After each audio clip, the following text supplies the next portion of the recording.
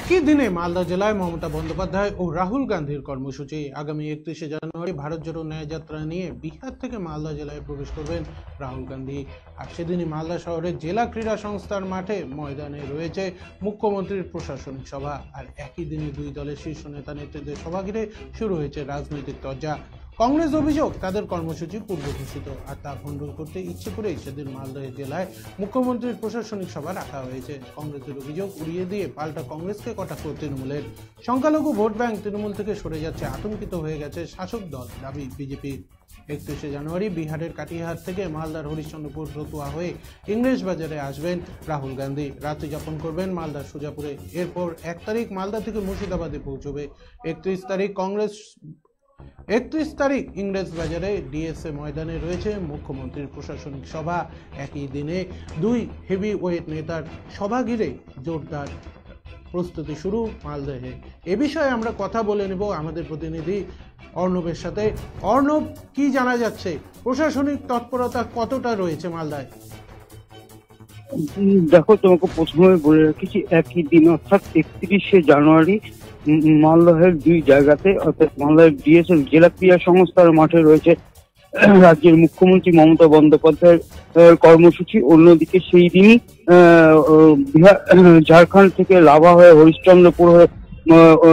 মালদার হরিশ্চন্দ্রপুরে ঢুকবে এবং সেখানে তিনি দুপুরবেলা আহার করবেন রাহুল গান্ধী এবং সেখান থেকে মানিকচক রতুয়া হয়ে আসবেন ইংরেজ বাজারে তার মালদার পোস্ট অফিস মোড়ে তার এক পথসভা রয়েছে। এরপরে সে এখান থেকে রাহুল গান্ধী যাবে শনিবারে সুজাপুর এলাকায়, কালিয়া সেকশনের সুজাপুর এলাকায়, এবং ওই দিনই 31 তারিখ দুপুরবেলাতে মুখ্যমন্ত্রী মমতা বন্দ্যোপাধ্যায়ের জনসভা রয়েছে, কর্মসূচি রয়েছে। সেই জন্য 30 তারিখে মাননীয় মুখ্যমন্ত্রী উত্তর দিনাজপুর থেকে মালদা মহানন্দা ভবনে আসবেন এবং সেখানে রাত্রি যাপন করবেন এবং 31 তারিখে মালদা জেলা ক্রীড়া সংস্থার মাঠে তার কর্মসূচি রয়েছে। স্বাভাবিকভাবে এই দুই কর্মসূচি নিয়ে যে পুলিশ প্রশাসন রয়েছে তা তৎপর হয়ে রয়েছে। ইতিমধ্যেই মালদা জেলা ক্রীড়া সংস্থার মাঠ পরিদর্শন এবং সেখানে যে কর্মসূচি হবে তার জন্য স্টেজ বাঁধার কাজ শুরু হয়েছে। যদিও এই নিয়ে শুরু হয়েছে রাজনৈতিক চর্চা।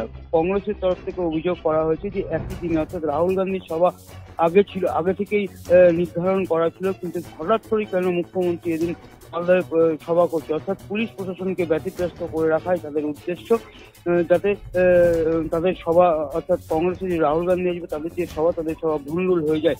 অন্যদিকে বিজেপির পক্ষ থেকে বলা হয়েছে যে এটা তো তাদের পরম্পরায় রয়েছে, কেউ কোনো কাজ করতে গেলে তাকে বাধা দেওয়া এটা হচ্ছে শাসক দলের রীতি বা রেওয়াজ রয়েছে।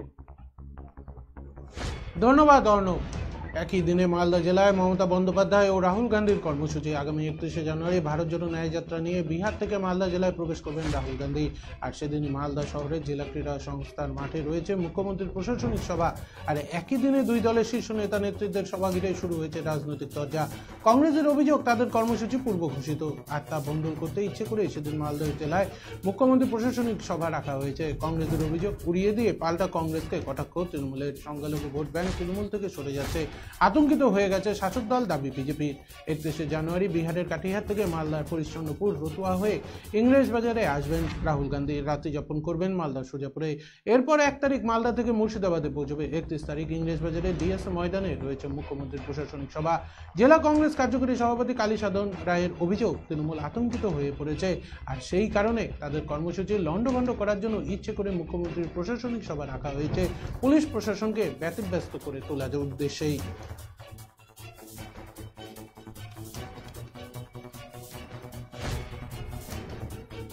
রাহুল গান্ধী আসবে, একটা উন্মাদনার সৃষ্টি হবে। পুলিশ প্রশাসন এই কথা জানেন না, মাননীয় মুখ্যমন্ত্রী এই কথা জানেন, তা হতে পারে না। তিনি একমাত্র উদ্দেশ্য নিয়ে আসছেন যাতে মালদা জেলাতে তৃণমূল দলটা ধ্বংস না হয়ে যায়, জনসমর্থন যাতে শূন্য না হয়ে যায়, যে কোনো ভাবে আজকে এটাকে প্রতিহত করতে এটা করতে আছে। কংগ্রেসের সাথে আছে।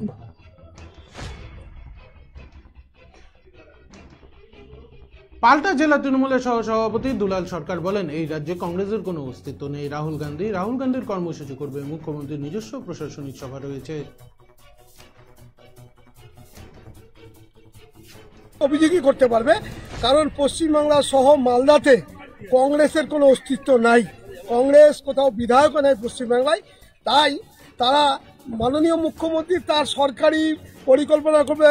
কংগ্রেসের নেতারা মনে করেছে নাকি যে রাহুল গান্ধী আসবে আর রাজ্য এবং জেলার আধিকারিকরা তাদের মিছিলে গিয়ে ভিড় করবে। তারা তাদের কাজ করছে। কংগ্রেস নিজের সংগঠনকে বাড়াতে বা তাদের সমর্থক বাড়াতে পারে কিনা, তারা যদি সেদিকে নজর দেয় কংগ্রেসের পক্ষে ভালো। তৃণমূল সংখ্যালঘু ভোট ব্যাংক তৃণমূল থেকে সরে যাচ্ছে, আতঙ্কিত হয়ে পড়েছে তৃণমূল। আর সেই কারণে কংগ্রেস কর্মসূচির দিন ইচ্ছে করে প্রশাসনিক সভা রাখা হয়েছে। কটাক্ষ বিজেপির দক্ষিণ মালদা সাংগঠনিক জেলা সাধারণ সম্পাদক অম্লান ভাদুরীর। তৃণমূল রাহুল গান্ধী কংগ্রেসকে এখানে ভয় পেয়েছে। রাহুল গান্ধীর যে যাত্রা সেটা পশ্চিমবঙ্গের উপর দিয়ে, বিশেষত সংখ্যালঘু এলাকার উপর দিয়ে যাচ্ছে এবং সংখ্যালঘুরা তৃণমূলের উপর বিরক্ত। কারণ তৃণমূল এই গত দুটো টার্মে বা তিনটা টার্মে এরা কিন্তু সংখ্যালঘুদের বড় বড় কথা বলেছে, তাদের কিছু কাজ করেনি, তাদেরকে বিজেপির ভয় দেখিয়ে ভোট নিয়ে নিয়েছে। এবার মমতা ব্যানার্জি এবং তৃণমূল ভয় পাচ্ছে যে কংগ্রেসের রাহুল গান্ধী এখান থেকে গেলে সমস্ত সংখ্যালঘুরা কংগ্রেসের দিকে না চলে যায়, এবং সেই ট্রেন্ডটা বুঝতে পারছে। স্বাভাবিকভাবে নিজেদের যে সংখ্যালঘু কর্মী বা সমর্থক তাদেরকে আটকানোর জন্য মমতা ব্যানার্জি ওই দিনে এখানে মিটিংটা রেখেছে। এটা একটা